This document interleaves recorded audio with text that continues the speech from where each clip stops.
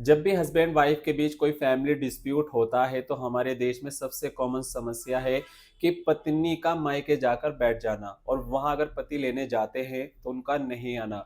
अगर ऐसी सिचुएशन किसी के साथ होती है तो क्या करना चाहिए? सो गाइस, मेरा नाम है एडवोकेट आबिद और आज हम इसी टॉपिक पर बात करेंगे कि अगर पति पत्नी के बीच कोई फैमिली डिस्प्यूट होता है और पत्नी लड़के अपने मायके चली जाती है तो क्या करें। तो चलिए वीडियो शुरू करते हैं।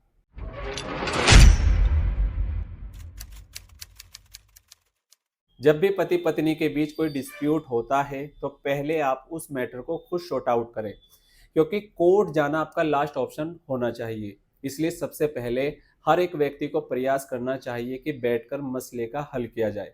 और इस मैटर में आप अपनी पत्नी से बात कर सकते हैं, अपने इन लॉज से बात कर सकते हैं। फिर भी अगर आपका मैटर सॉर्ट आउट नहीं होता, पत्नी नहीं मानती, आपने हर एक वो कोशिश कर ली जिससे आप दोनों के बीच जो भी डिस्प्यूट है वो सोल्व हो जाए। आपने हर एक तरीके से उसको लाने का प्रयास कर लिया, लेकिन वो नहीं आ रही है। रीज़न आपको पता चल जाता है। जब आप कोशिश करते हैं तो वो आपसे चाहती क्या है, क्यों नहीं आ रही है।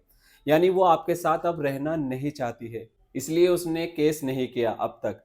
क्या रीज़न है उसका? यानी ये भी हो सकता है कि वो आपको बोल करके, आपसे बात करके अलग होना चाहती है। कोर्ट केस के चक्कर में पड़ना नहीं चाहती, लेकिन उसे आपसे पैसे चाहिए। अब उस पैसे को आपने देखना है कि आप उस पैसे को दे सकते हैं या नहीं। अगर आप दे सकते हैं तो ठीक है, आप बैठ करके सेटलमेंट करके अलग हो जाएं। लेकिन उसकी डिमांड ही इतनी है जो कि आप पूरी नहीं कर सकते, और या फिर आप वो व्यक्ति हैं जो आप अपनी पत्नी को छोड़ना नहीं चाहते।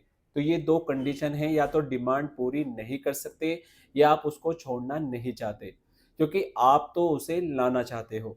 फिर आपको ये बात का ध्यान रखना है कि अगर आपको ये शक है कि अब आपके ऊपर आपकी पत्नी केस कर देगी, किसी भी सिचुएशन में आपको लगता है कि आपकी पत्नी आपके ऊपर केस कर सकती है, तो आपको सेक्शन 9 का केस यानी अपनी पत्नी को लाने का आवेदन फैमिली कोर्ट में आप कर सकते हैं।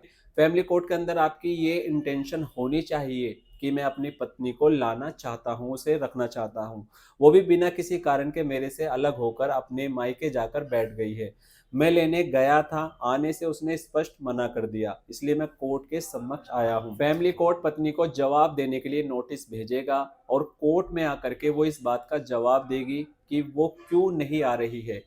लेकिन आपको इसलिए ये सेक्शन 9 का केस करना है कि अगर वो अब आपके खिलाफ डोमेस्टिक वायलेंस या 498 डाउरी का केस करती है या मेंटेनेंस का केस करती है, तो आप वहां पे पत्नी के अगेंस्ट एक एप्लीकेशन लगाएंगे, तभी वो उन केस को करने के लिए एलिजिबल नहीं होगी।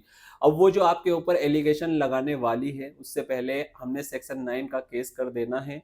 हम उसमें रीजन लिखते हैं कि वो कब से, एक डेट भी हम उसमें लिखते हैं उसके अंदर कि वो कब से अलग रह रही है, क्योंकि कभी कभी 6 महीने हो जाते हैं उसके बाद पत्नी केस करती है, और कई बार साल भर हो जाते हैं उसके बाद केस करती है। तो हमें वो डेट, जिस दिन से वो अलग हुई है, मायके गई है, वहां जा करके रहने लगी है, तो वो डेट हमें मेंशन करके चलना पड़ता है। और हमने इस बीच में कितनी बार कोशिश की है वो भी हमें सेक्शन 9 के केस में बताना पड़ता है। अगर हम ये चीज़ पत्नी के केस करने से पहले कर देते हैं तो हमें इसका एडवांटेज मिलता है। हम हर जगह उस सेक्शन 9 के आवेदन को दिखा सकते हैं, पुलिस को दिखा सकते हैं, और उसने जहाँ भी कोई केस किया है वहाँ जा करके दिखा सकते हैं कि मेरी ये पत्नी पहले से ही गई हुई है। क्योंकि पत्नी के जो एलिगेशन होंगे वो लेटेस्ट घटनाओं पर आधारित होंगे, क्योंकि अगर हम सेक्शन 9 का केस करने में डिले करते हैं तो ये हमारे लिए हार्मफुल होगा, क्योंकि लेटेस्ट घटना होगी वो एक्चुअल नहीं होगी। और आपने सेक्शन 9 पहले से ही कर रखा होगा और उसमें आपने ये बता रखा होगा कि आपकी पत्नी पहले से ही कितने समय से अलग रह रही है, तो फिर वो जो उसकी बात है वो झूठी साबित होती है। यानी पुलिस को भी उसकी बात पर डाउट क्रिएट हो जाता है, तो पुलिस उसकी डायरेक्ट बात नहीं मानती। क्योंकि जब आपने सेक्शन 9 का इतने समय पहले केस कर दिया, उसमें वो डेट जब से वो आपसे अलग रह रही है, इसलिए पत्नी जो कहानी क्रिएट करेगी उस पर पुलिस या कोर्ट भी जो भी वो आवेदन करेगी डोमेस्टिक वायलेंस का या अन्य किसी वजह से मेंटेनेंस का, उस पे भरोसा करने से पहले 10 बार सोचेगी, क्योंकि आपने सेक्शन 9 का जो केस किया है उसमें वो सारी बातें मेंशन होगी कि आपकी पत्नी कितने टाइम से आपसे अलग रह रही है और इस बीच कितनी बार उसे लेने के लिए गए हैं। अब सेक्शन 9 का जवाब भी उसको देना पड़ता है। इस जवाब में अगर वो बिना किसी कारण के अलग रह रही है तो उसको मेंटेनेंस नहीं मिलेगा और ना ही वो 498 का कोई आधार ले सकती, क्योंकि अगर कोई अलग रहने का रीजन ही नहीं है तो फिर किस बात का मेंटेनेंस रीजनेबल होगा। अगर किसी रीजन से पत्नी अलग रहती है तो मेंटेनेंस मिलता है। तो कुल मिलाकर के सेक्शन 9 का केस हमें कर देना चाहिए। अगर आपको आशंका है कि आपकी पत्नी आपके ऊपर केस करने वाली है और वो मायके जाकर बैठ गई है और आपने सारी कोशिश कर ली है उसके बावजूद भी वो नहीं आ रही है, तो सेक्शन 9 का केस करना चाहिए। आपको हर जगह इसका एडवांटेज मिलता है। और अगर वो बाद में केस करती है तो आप अपने वकील को बता सकते हैं कि मैंने सेक्शन 9 का केस किया हुआ है, ये मेरा आवेदन है। तो उसके अकॉर्डिंग आपका वकील केस में फाइट करता है, आगे उसको भी हेल्प मिल जाती है।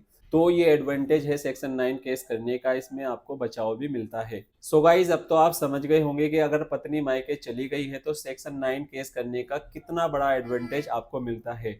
और अगर अब भी आपके मन में कोई क्वेश्चन है तो आप कमेंट बॉक्स में कमेंट करके हमसे पूछ सकते हैं।